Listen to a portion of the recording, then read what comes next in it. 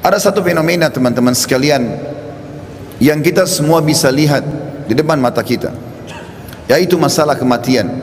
Risalah ini akan kami sampaikan kepada orang yang sehat dan sakit, orang yang kaya dan juga miskin, para pemimpin dan masyarakat, orang cerdas dan juga orang yang bodoh, laki-laki dan perempuan, anak kecil ataupun orang dewasa. Ingatlah saudaraku, kita akan mengakhiri kehidupan dunia ini. Ada batas waktu di mana kita semua akan meninggalkannya. Semua yang kita kumpulkan dari rumah yang mewah, kendaraan yang kita banggakan, pasangan hidup, apa saja dari pakaian, bahkan perlengkapan dan pernak-pernik kehidupan ini, semuanya akan ditinggal. Pasti kita akan meninggalkannya. Nabi SAW bersabda dalam sebuah hadis yang sahih, kalau anak Adam meninggal dunia, akan ikut bersamanya ke kuburan tiga: keluarganya, hartanya, dan amalnya. Serta akan pulang dua, keluarganya akan pulang. Secinta-cintanya seorang istri pada suaminya, pasti dia tidak akan pernah menginap di kuburan itu, dia akan pulang. Cinta-cintanya seorang suami pada istrinya juga tidak akan tinggal menemani istrinya di kuburan.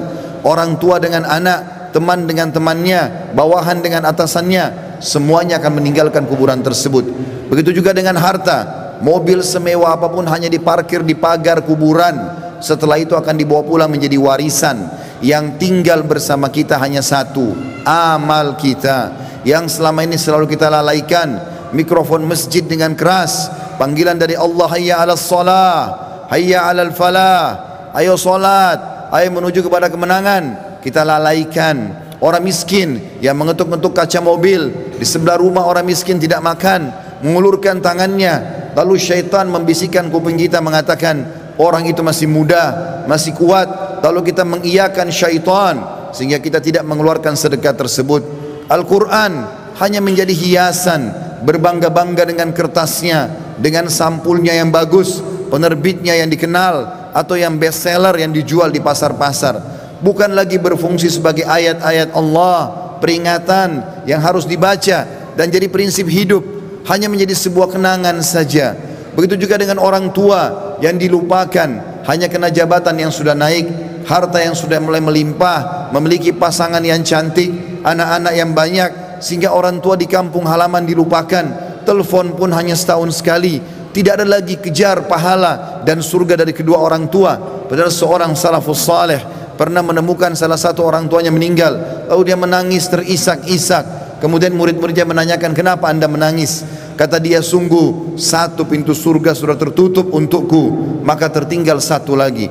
Dan sekian banyak fenomena dalam kehidupan kita yang kita lalaikan, saudaraku seiman.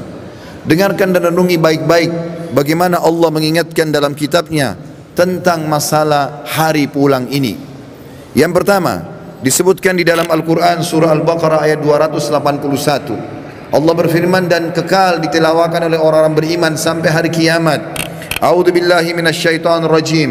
Wattaqu yawman turja'una fihi ila Allah, thumma tuwaffa kullu nafsin ma kasabat wa hum la yudhlamun. Takutlah kalian, persiapkanlah diri kalian, fikirkanlah baik-baik, masuk semua dalam makna wattaqu. Hati-hatilah kalian dengan hari di mana kalian akan dikembalikan kepada Allah. Kemudian setiap jiwa akan diberikan balasan dan laporan dari amal-amalnya, baik ataupun buruk, dan mereka tidak akan dizalimi sedikit pun. Kalau hari ini teman-teman kita melihat seseorang kerabat kita, teman sejawat kita, partner bisnis kita dibungkus dengan kain kafan dan meninggal, dan kita mengantar ke kuburan sebagaimana mungkin itu sudah pernah kita lakukan, maka satu waktu nanti kita yang akan diantar. Teman-teman sekalian masih malas sholat, sholatlah teman-teman sebelum anda disolati oleh orang-orang. Banyak orang meninggalkan saf pertama masjid, padahal itu keutamanya sangat besar, tapi dia menunggu dia akan disolati di saf pertama pada saat meninggal dunia. Ini kerugian, penyesalan akan datang terakhir, saudaraku seiman. Dalam ayat lain Allah berfirman dalam surah Al-Baqarah ayat 48, A'udzu billahi minasyaitonir rajim. Wattaqu yawman la tajzi nafsun an nafsin syai'a wa la yaqbalu minha syafa'atun wa la yu'khadhu minha 'adlun wa la hum yunsarun. Hati-hatilah kalian, perhatikan baik-baik, renungi baik-baik, kata Allah, hari di mana tidak ada lagi jiwa bisa membantu jiwa yang lain, dan tidak akan diterima lagi rekomendasi-rekomendasi, pertolongan-pertolongan, dan juga tidak akan pernah ada yang bisa memenangkan. Di dalam ayat yang lain juga Allah mengingatkan surah Luqman, surah nomor 31 dalam Al-Quran ayat 33. A'udzu billahi minasyaitonir rajim. Ya ayyuhan nas ittaqu rabbakum wakhshaw yawman la yajzi walidun an waladi wala mauludun huwa jazin an walidihi syai'a inna wa'dallahi haqqun fala taghurrannakumul hayatud dunya wala yaghurrannakum billahil garur.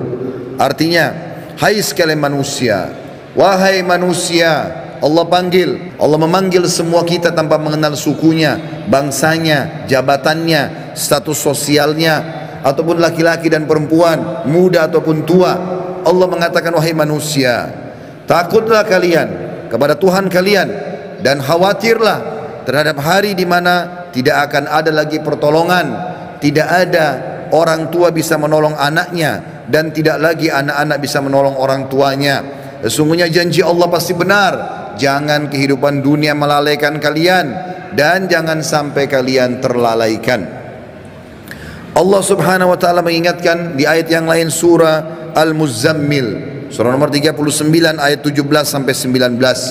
Allah berfirman, a'udzubillahi minasyaitonir rajim.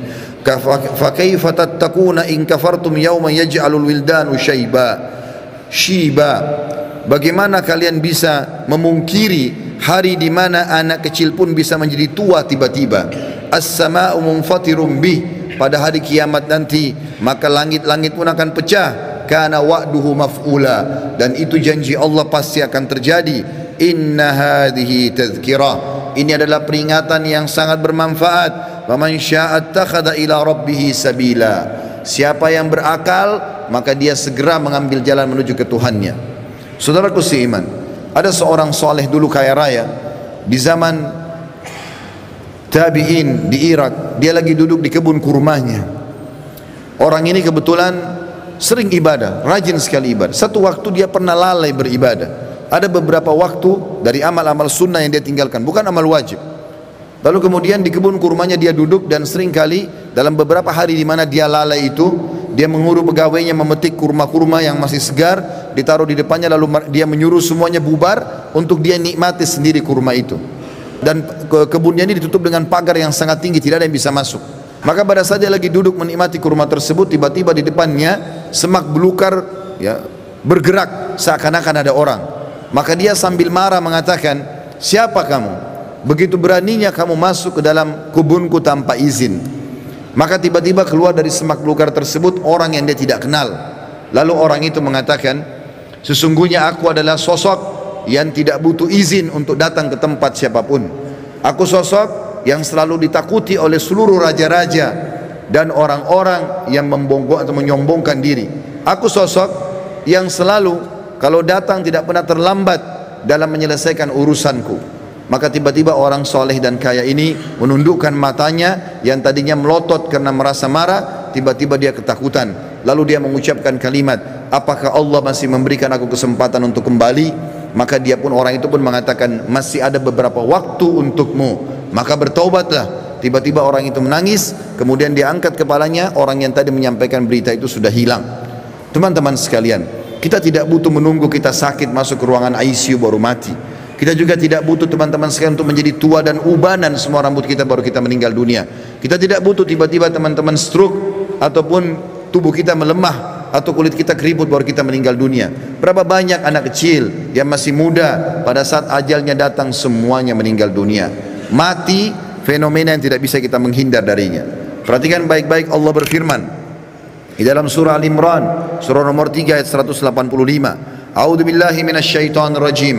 Kullu nafsin dha'iqatul maut wa innama tuwaffawna ujurakum yawmal qiyamah wa man zuhziha 'anil nari wa udkhilal jannata faqad faz wa mal hayatud dunya illa mata'ul gurur. Semua yang bernyawa pasti merasakan kematian, dan mati adalah terlepasnya ruh dari jasad seseorang dan pindahnya dia ke alam abadi akhirat sana. Dan setiap jiwa akan diberikan balasan pada hari kiamat sesuai dengan amalnya. Maka siapa yang bisa diselamatkan pada hari kiamat dari api neraka, kemudian masuk ke dalam surga, sungguh dia telah beruntung. Ketahuilah, kehidupan dunia hanyalah kehidupan yang menipu belaka.